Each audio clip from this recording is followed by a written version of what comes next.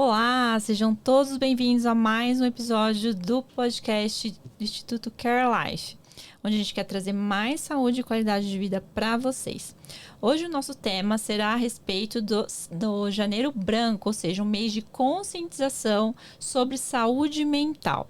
E um fato que é sempre muito questionado e a gente quer abordar aqui com vocês hoje é se a depressão pode levar ao surgimento do câncer. Isso é fato ou é fake? Fiquem com a gente e curtam aqui se vocês gostarem do conteúdo e compartilhem com quem vocês acharem que possa ser importante. E eu tenho aqui hoje comigo a doutora Carla Dias. Carlinha, seja bem-vinda. Olá, tudo bem? Sempre juntas no nosso projeto, muito bom. E é sempre bacana a gente reforçar a importância desse projeto, né? Sim. Eu acho que o Instituto Care Life é isso, né? A gente ter sempre o conceito de saúde em todos os temas que a gente for abordar. E é claro que o nosso tema é muito mais da questão de falar um pouco do câncer, que é nosso dia a dia, mas o quanto isso abrange, e não só a parte do câncer, diagnóstico, mas saúde mental, sobre as vacinas que a gente falou outro dia e outros temas que a gente separou que são ótimos. Então, vocês seguem a gente para saber todos os outros temas. Então, é muito importante a gente estar sempre à frente de falar coisas que a gente acaba não conversando, né? Então, a gente tem aqui esse canal com os temas bem abrangentes, então acho que vale a gente sempre reforçar que aqui a gente vai falar com mais detalhes e conversar, mas a gente tem nosso Instagram, tanto do Instituto quanto do... Oh, meu Deus, do Instagram do pessoal. Sim. E eu acho que é bacana ver, porque às vezes lá tem uma coisa curtinha, uns vídeos curtinhos de informação, mas a gente está sempre tentando ver atualidades, né? Então vamos falar um pouquinho do Janeiro Branco, que é bem importante. Não só para oncologia, né? Mas para várias outras todos, doenças, sim. E é um problema muito prevalente atualmente. Exato. Né?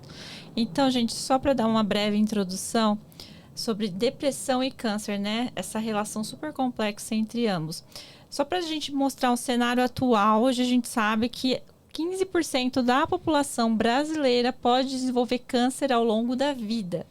E o câncer, por outro lado, ele pode vir a impactar tanto a saúde física como mental, sendo que a depressão nos pacientes oncológicos vai ser o transtorno mais prevalente, podendo acometer até 30% dos casos.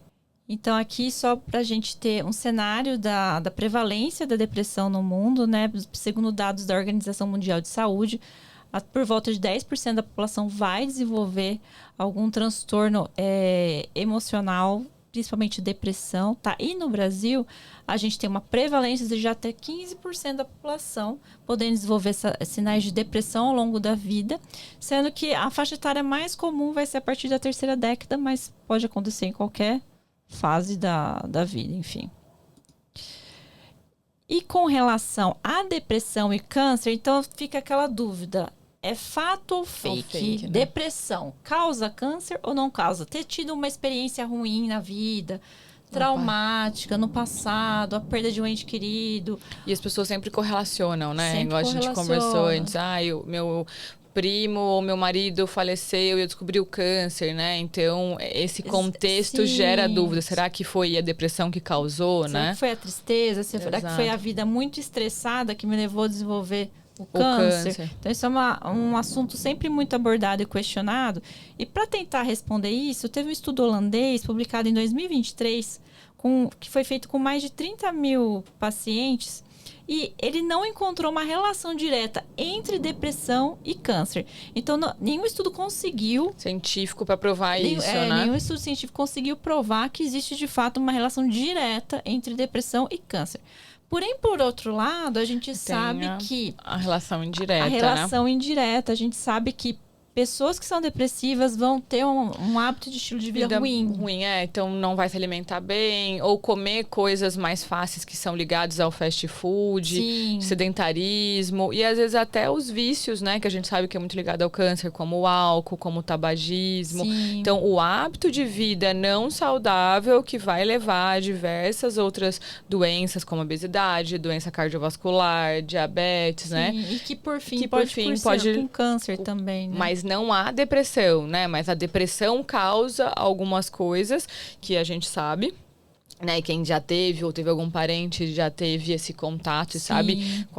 Quais são os sintomas e a gente vê, né? Ah, fico mais desestimulada, ou eu fico comendo menos e eu fico muito emagrecida e é ligado a algumas doenças, ou eu como muito errado, é ligado à obesidade, e a gente sabe mais ou menos que mais de 15 tipos de câncer ligado à obesidade.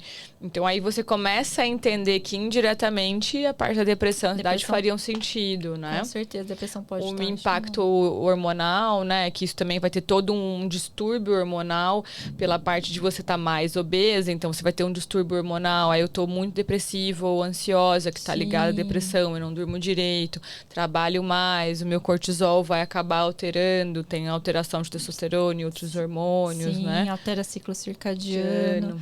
Pessoa com cortisol muito alto tem altas chances de desenvolver hipertensão arterial crônica, aumenta depósito de gordura. A pessoa que é obesa e já tem o ciclo circadiano alterado tem uma tendência a ter maior compulsão alimentar, especialmente por doce. Então vira um ciclo doce, vicioso, o açúcar, né? Exato. E aí sim vai fazendo. E uma coisa que a gente não pode esquecer é pensar a gente viu ali a prevalência da Organização Mundial de Saúde de 10%, mas quantas pessoas são subdiagnosticadas, né? Maioria. A maioria. Até porque homens, principalmente, não procuram ajuda a maioria. A maior prevalência de depressão é no público feminino. Mas, porque por outro a gente lado, procura, né? A gente procura médico. Mas não porque eles não tenham. E não quer dizer que a gente também quer que tenha. É só pra gente ficar um olhar mais clínico, um olhar mais de carinho pra, de repente, o homem em casa que tá mais chateado, mais nervoso, se ele não quer conversar. E, de repente, o que a gente chama de busca ativa, que a gente faz muitas vezes com nossos pacientes. Tá tudo bem, precisa de alguma coisa, vamos conversar. Isso, vamos fazer uma atividade física, vamos no parque fazer uma caminhada, porque pequenas coisas, assim, exercício físico, tá? É meio maçante, quero ir na academia, mas você faça uma caminhada, você fazer uma corrida, você vai andar de bicicleta, é uma atividade física. Ao sol ajuda muito a parte de humor. Né? Então, isso é muito importante pra gente ver. Sim, com certeza. Isso. E agora, se a gente for falar sobre o câncer propriamente e o risco de depressão. Então, o paciente oncológico, a gente sabe que ele vai ter um risco de até 30% dos casos de desenvolver depressão, sendo esse o distúrbio psiquiátrico mais comum, mais prevalente nesses pacientes. Mas a gente também não pode esquecer que o câncer é uma doença muito impactante, né? Impacto negativo. O impacto de você ter... eu até conversei isso com um paciente e a gente... Por exemplo, você recebeu a notícia que você tem diabetes. Ok, tem diabetes. Recebeu a notícia que tem câncer. E aí, se a gente pega os gráficos, o diabetes, ele mata mais que o câncer. Só que a palavra câncer é muito impactante. É como se fosse uma sentença, né? Isso é muito ruim. Sim. E isso leva a mais ou menos esses 30%, se a gente não achar que é até mais. Porque... você pensar que muda todo o ciclo da sua vida. Então, hoje eu tenho todo um cronograma, agora não tenho mais. Eu vou recalcular e replanejar minha vida. Sim. Que a gente até conversou no outro podcast sobre recalcular de uma forma boa. Mas é claro que até você conseguir ter o olhar bom, você já ficou triste, já ficou ansioso, já te gerou preocupação. Sim. Até tudo que a gente vai conversar sobre todo o caminho do tratamento oncológico vai gerar várias oscilações de humor ali, né? De ansiedade, preocupação. E gera um estresse pós-traumático mesmo. É muito comum o estresse pós-traumático em paciente oncológico. Por quê? Porque o estresse pós-traumático ele vai misturar sintomas de depressão, de ansiedade, de medo, de angústia, medo de morrer. Como vai ser a vida? É um cenário de tudo é novo. É novo e é incertezas, né? Então, assim, eu estou fazendo um tratamento curativo. Eu vou ficar curado? Vai voltar? Vai voltar, vou ter uma recidiva, né? Quanto tempo eu vou viver? A minha cirurgia vai ser curativa ou não vai conseguir tirar todo o tumor? Vou passar mal da químio? Então, todos esses questionamentos levam à ansiedade. Aí você não dorme, aí leva à preocupação. E aí, às vezes, você acaba tendo até essa privação social, né? Que é outro ponto importante que a gente vai falar mais pra frente sobre a importância de você ter uma rede de apoio. E essa rede de apoio é muito grande, mas é muito difícil, porque normalmente você se fecha, você acaba saindo menos, porque você acaba tendo uma neutropenia febril, né? Que é os neutrófilos mais baixos. Quando a quimioterapia, ela destrói todas as células, a gente fica com a imunidade mais baixa. E aí, o seu médico vai falar, não sai de casa. Porque fica mais em casa. Ainda, então, social. tudo isso, a gente tem que ter também cuidado quando a gente passa essa informação. Sim. De estar colhendo porque você tem que proteger o seu paciente, mas ao mesmo tempo tomar cuidado pra gente também não estar deixando ele muito isolado, né? Que aumenta muito o risco de depressão, angústia, ansiedade, enfim, de todos os distúrbios psiquiátricos, né? E aqui, gente, só pra gente ilustrar, então foi o que a gente acabou de falar, né? Quais são os desafios emocionais do paciente que está cursando com câncer, que acabou de receber um diagnóstico. Essa questão da incerteza do futuro, né? Exato. Muito grande.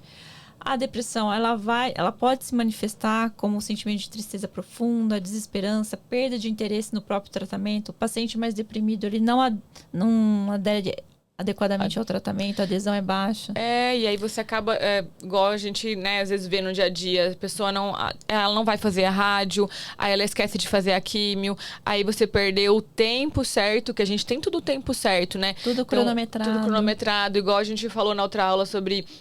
tá demorando para eu começar meu tratamento. Não, a gente tá fazendo todo um planejamento, tem tudo muito racional ali. Então, às vezes, aquele paciente que era para começar a rádio na outra semana, aí ele não vai porque ele tá triste. Ou, às vezes, a gente até vai um pouquinho mais longe. Às vezes, ele ficou muito ansioso, muito triste, não come, tá desnutrido, não consegue fazer a rádio. Aí eu tenho que desenhar a rádio de novo. Sim. E aí, isso tudo vai gerar mais ansiedade, mais preocupação, tanto para ele quanto pra gente também. A gente também fica muito ansioso, né? De ficar pensando, meu Deus, você precisa, dá vontade de buscar o paciente em casa e falar, vamos fazer esse tratamento que você não veio fazer, né? Então, isso também gera, e a gente também, mostrando o nosso lado, a gente também tem que trabalhar com isso, com atividade física, né? Eu e a Lídia, a gente faz muita atividade física, por isso que a gente preconiza muito que vocês fazem. É muito terapêutico, porque a gente sofre com vocês e tem essa coisa mental junto, né? Te gera ansiedade, nós somos amigos dos nossos pacientes, então...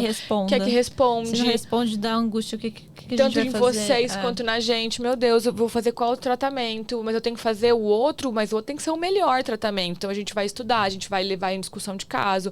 E isso vai gerando também ansiedade. A gente tem que trabalhar com isso, né? E fica um círculo ansioso, porque o médico tá ansioso, o paciente tá ansioso, a família tá ansiosa. Então, a gente tem a gente quer gerar essa coisa boa, né? Se acalmar.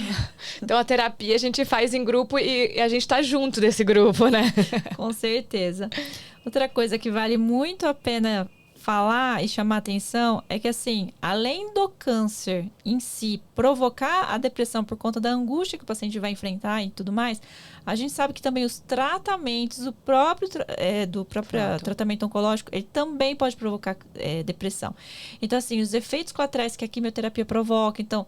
náusea, mal-estar, perda de apetite, fadiga, infecção recorrente, diarreia, todas as modificações do nosso corpo e sintomas ruins, isso vai deixar a gente mal, triste, ansioso, deprimido. E outra coisa muito interessante que às vezes a gente esquece de falar é que a própria hormonioterapia, que é um dos tratamentos que a gente mais faz em câncer de mama e câncer de próstata, provoca muito impacto na parte de humor.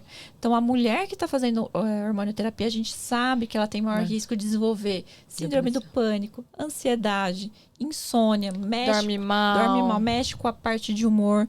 E o homem também, que faz hormonioterapia em câncer de próstata, onde a gente vai inibir a produção de testosterona, também pode cursar com esses sintomas. Que dá essa animada no homem, né? Porque o hormônio, ele está muito correlacionado com a nossa labilidade emocional, né? A falta dele está muito correlacionada. Então, fora o diagnóstico em si, o próprio tratamento também te causa isso. Então, a saúde mental é muito importante a gente conversar e entender da onde que a saúde mental teve um problema, da onde que ela surgiu. E, de repente, a hora que a gente liga todos os pontos, veio de vários lugares. Sim. Veio do diagnóstico, veio de uma expectativa de um tratamento que eu achei que a cirurgia fosse melhor e não foi. Ou talvez a quimioterapia que me deu muito efeito e eu não esperava que eu fosse passar tão mal. E aí depois tô usando hormonioterapia, que eu sou uma mulher ativa, fazendo 1000 coisas, e aí o hormônio me dá uma derrubada, me deixa, né, um pouco mais cansada. E assim, a gente tem pacientes maravilhosos que fazem um monte de atividade física, um monte de coisa. Mas a gente sabe que mesmo a gente estimulando isso, ainda tem um pouco de fadiga, ainda tem um pouco de poliartralgia, né, que são as dores articulares. Então, isso não é fácil, você lidar mentalmente com isso, né? É muito importante a gente estar sempre aberto para ajudar esse paciente, que muitas vezes está calado e fala, não, eu vou aguentar, vai dar certo.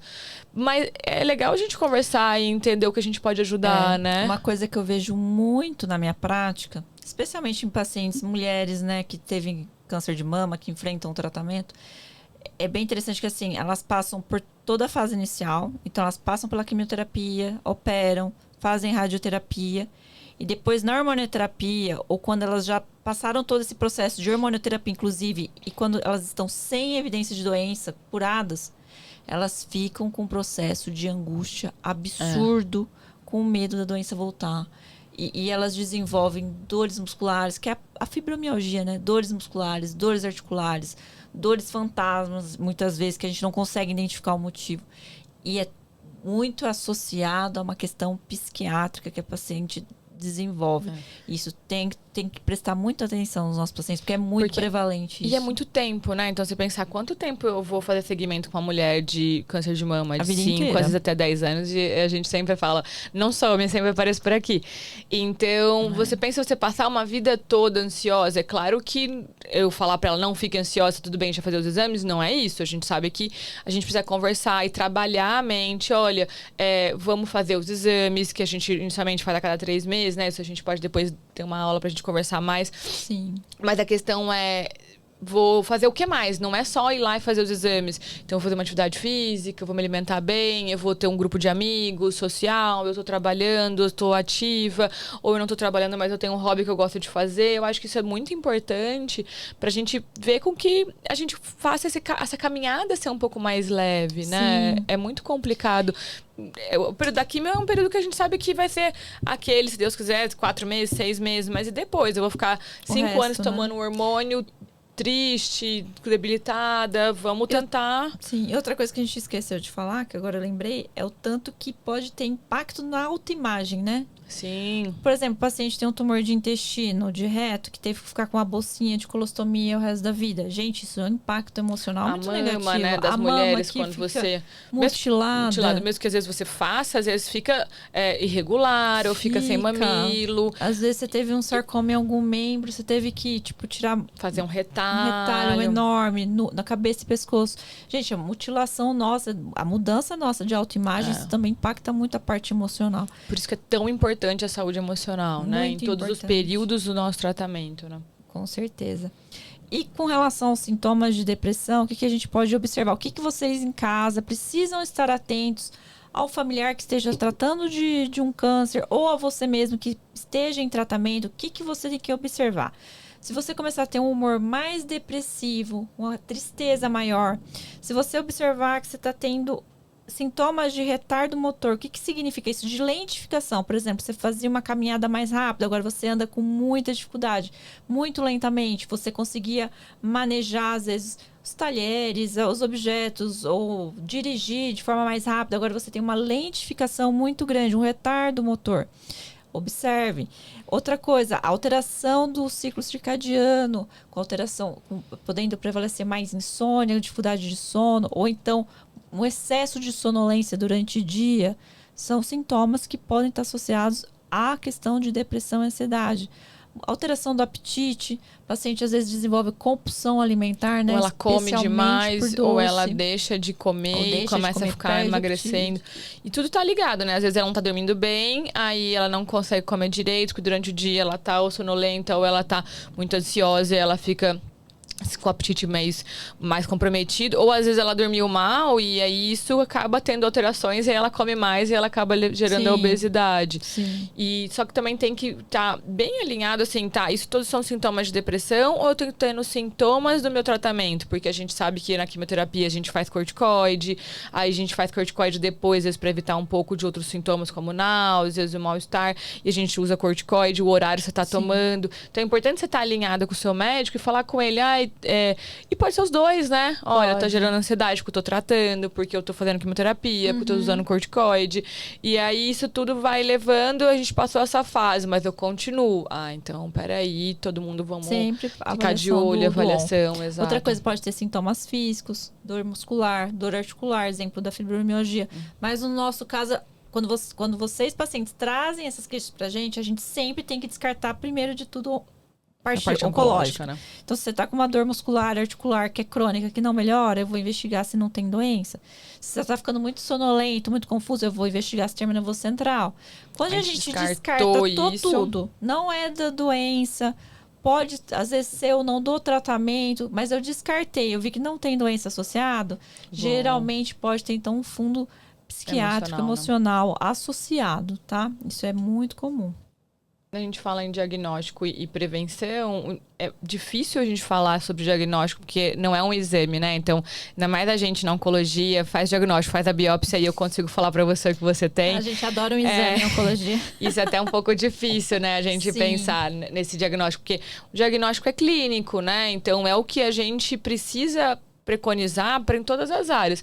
Nós, como oncologista, o cirurgião tem esse olhar, o radioterapeuta, a psicóloga, porque às vezes o paciente demora um pouquinho para passar na psicóloga, ele passou com a gente, então a gente precisa ter esse olhar de ver que o paciente está um pouco mais debilitado e não só pelo que ele já falou de ter feito a parte clínica, não tem nada oncológico, não tem nada do efeito do medicamento, então talvez seja a depressão. Então vamos alinhar junto, porque é isso, é coletar os dados, é conversar com o paciente que a gente vai conseguir ver, e muitas vezes o paciente acaba disfarçando, ele acha que ele tá bem, ele tenta melhorar, né, por uma maneira até de sobrevivência, de falar, não, peraí, eu tô melhorando, e talvez não peça ajuda. Então esse olhar nosso é muito bacana, muito importante, uma coisa, né? muito, muito comum é que a gente chama de cerco de silêncio, principalmente em paciente que às vezes está em cuidados paliativos, ou seja, o paciente ele não quer causar tristeza nos familiares, porque ele quer nem que preocupar, os filhos né? nem preocupar os familiares. Então, ele fica quieto, ele guarda tudo para ele, né? E os próprios familiares também não querem abordar o assunto para não causar a situação do paciente. Então, fica um cerco de silêncio em ambos os lados, dos familiares e do próprio paciente. Porque um não quer que o outro fique triste ou fique pior com a situação. E daí eu vejo que tanto os familiares como o paciente sofrem absurdamente. Então, sofrem com angústia, com ansiedade, com depressão, com o quadro como um todo. Então, isso tem que ser abordado, gente. Vocês precisam procurar a ajuda do profissional porque mesmo. é só abordando que a gente vai conseguir tratar. Porque senão fica, né, nesse ciclo e a gente não consegue ver. E é onde a gente entra na prevenção, né? Eu só consigo prevenir e falar se eu conseguir tentar diagnosticar esse ciclo, que é o que a gente já havia falado sobre atividade física, estilo de vida saudável, ter uma vida equilibrada, que eu acho que é o mais difícil, né? Fácil falar, manter um equilíbrio, mas a gente mesmo também tenta sempre buscar o nosso equilíbrio, que acho que é o mais difícil, né? Eu comer bem, eu dormir bem, eu fazer uma atividade física, eu controlar o estresse do dia a dia. Então, sempre que eu puder buscar isso, já é fantástico, porque é difícil a gente conseguir buscar. Mas se você já sabe quais são os pilares, os princípios, então, teoricamente, fica mais fácil para tentar buscar. Eu tô um pouco mais estressado, deixa eu tentar melhorar isso. Eu tô comendo mal, deixa eu voltar para comer bem. Porque daí não é uma dieta, é um hábito saudável. Então, estilo de vida. Por isso que a gente preconiza, tanto, né? Estilo de vida. Por que é o estilo? Não é para você encarar aquilo como uma dieta que você vai fazer durante 1 mês, 2 meses e vai voltar ao que era. Não. Você tem que mudar como um todo e tornar aquilo o seu padrão de vida. Aquela é a sua rotina, né? E aí, de vez em quando, você sai fora e come alguma coisa. Eu fui numa festa e comi um bolo. Me excedi no álcool naquele dia. Mas não que isso seja o seu padrão, a sua rotina, né? Sim, isso é muito importante. Com certeza. E aqui, com relação... O que os nossos pacientes, o que a gente sempre orienta quando começa o tratamento? Paciente, por exemplo, no ICESP, eu acho ótimo que o paciente vem em primeira consulta. Na primeira consulta, ele já passa com o nutricionista. Na primeira vez que ele vem na instituição. Já passa com o nutricionista, já tem consulta com o psicólogo. Ele já tem consulta com a equipe multi. Para quê? Para ter uma avaliação de forma holística, por inteiro. Por quê? Porque a gente sabe que essas outras questões influenciam muito no resultado do nosso tratamento. E como é importante, né, ele ter esse ciclo de proteção. Porque às vezes, eu não vou buscar, mas já passou. Já passou, talvez eu goste dessa psicóloga, eu vou conversar com ela, né? Não, e muitos nem conhecem, né? Então, às vezes eles desconhecem, eles não sabem o que estão sentindo, não conseguem se expor, enfim. Ou às vezes tá perdendo peso, não tá entendendo, precisa da nutri, precisa da psico. Isso não ajuda sabe nem demais. quem buscar. E a hora que a gente oferece, faz o que a gente chama, né, de busca ativa, de oferecer e ver, você vê que muito mais pacientes precisavam do que realmente foram procurar, né? Então, isso é muito bom. Um exemplo muito interessante que eu atendi ontem uma paciente, no próprio CESP. Paciente de câncer de pulmão, localizado, uma senhora de 64 anos. Ela chegou em primeira consulta comigo, ela parecia estar tendo um um ataque de pânico mesmo, muito angustiada, muito ansiosa. Na hora, como eu não a conhecia, era a primeira consulta, eu pensei, nossa, o que está acontecendo? Será que é da doença? Aí você já tenta elaborar suas hipóteses diagnósticas. Eu pensei, será que é da doença? Será que a paciente já é assim? E ela era, o que tá acontecendo, né? era tabagista, tinha parado recentemente. Será que é abstinência do cigarro? Enfim, você coloca várias infecção. E daí eu fiz uma primeira avaliação. Naquele momento ela estava dependente de oxigênio, acamada, super mal. Fui investigar melhor e ela retornou comigo ontem. Quando ela retornou, na primeira consulta, eu encaminhei, pedi para a psicóloga avaliar, encaminhei para a equipe de cuidados paliativos, para a gente fazer uma abordagem de forma integrada, né? Passou com a nutricionista. E ela retornou ontem, segunda consulta comigo, trouxe os exames, doença localizada, passível de cura. Ela veio caminhando na consulta sem usar oxigênio. Outra pessoa. O que tinha mudado nela? O tratamento psiquiátrico que ela tinha começado.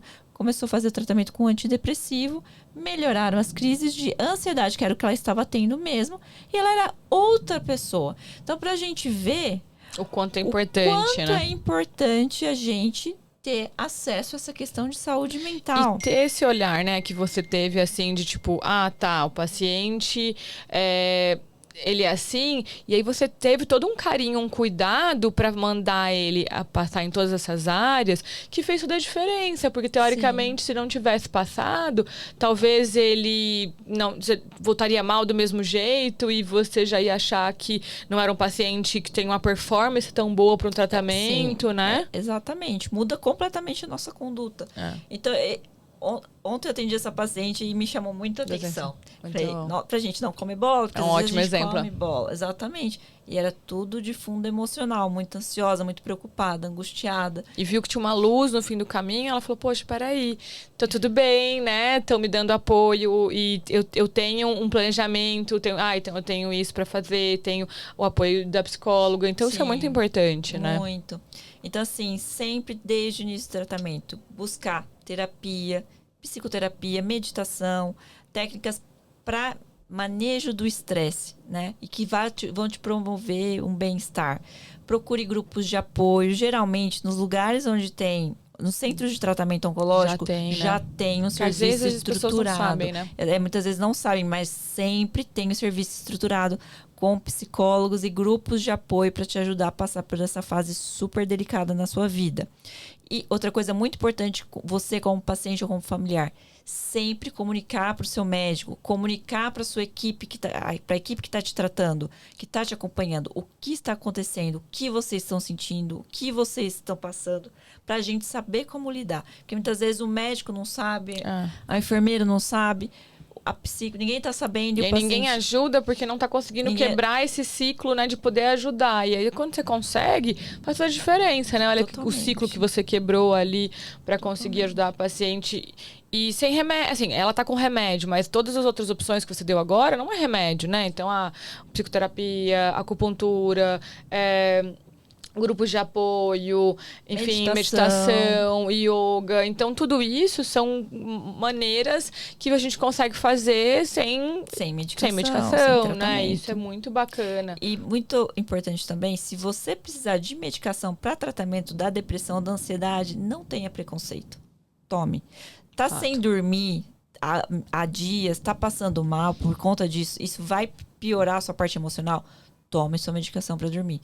Porque essas medicações também estão aí para te ajudar e para te dar suporte. Eu vejo muitos pacientes, às vezes, com preconceito. De tomar, né? Vou tomar pra sempre, homem, né? Vou tomar, principalmente no grupo masculino. Vou tomar pra sempre, vou ficar dependente, não sou louco, por que eu vou tomar isso? Não é pra isso, gente. Não, e às vezes, tudo isso que a gente propôs e falou, não vai te ajudar naquela hora. Você precisa de algo a mais, você viu que nem a sua paciente. Ela estava tomando antidepressivo, ela voltou depois de pelo menos 15 dias, que a gente precisa de um tempo de uso do medicamento para ver o quanto você melhorou. resolveu Sim. e ela voltou outra pessoa. É claro que tudo isso que a gente falou vai ajudar, mas ela não, às vezes, se ela tiver uma depressão mais profunda, se tiver uma ansiedade muito grande, ela não vai, às vezes, só conseguir sair com tudo isso que a gente explicou. Sim. Às vezes ele é um adicional, é algo a mais. Se for casos mais leves, vai conseguir, senão vai precisar do medicamento. E, poxa, qual é o problema de usar aquele medicamento, melhorar e depois, de repente, suspender ou trocar ou continuar tomando esse medicamento se isso te faz bem, te deixa uma vida mais regulada. Com certeza. Ter uma qualidade de vida com seus amigos, seus familiares, consegue ter um sucesso bom no seu trabalho, porque isso também gera ansiedade, também causa vários outros problemas no seu trabalho, né? Você não consegue fazer o trabalho corretamente, isso é muito ruim. Com certeza. Então é isso, pessoal. O que a gente discutiu hoje? Que depressão e ansiedade não necessariamente estão correlacionados diretamente com o seu câncer. Mas indiretamente, a gente falou muita coisa para saber que indiretamente pode estar ligado. Sim, e você que é paciente oncológico, sempre fique atento à sua parte emocional, sempre converse com o seu médico. Sintomas e sinais estão aí para isso, né? Sim, sempre procure ajuda. Tá, é uma coisa pouco falada, mas que acontece muito, então vale a pena ficar de olho. E muito comum, né? A incidência é muito alta. Até 30% dos pacientes. É muita coisa. Podem ter. Tá ok? Até mais. Tchau, tchau.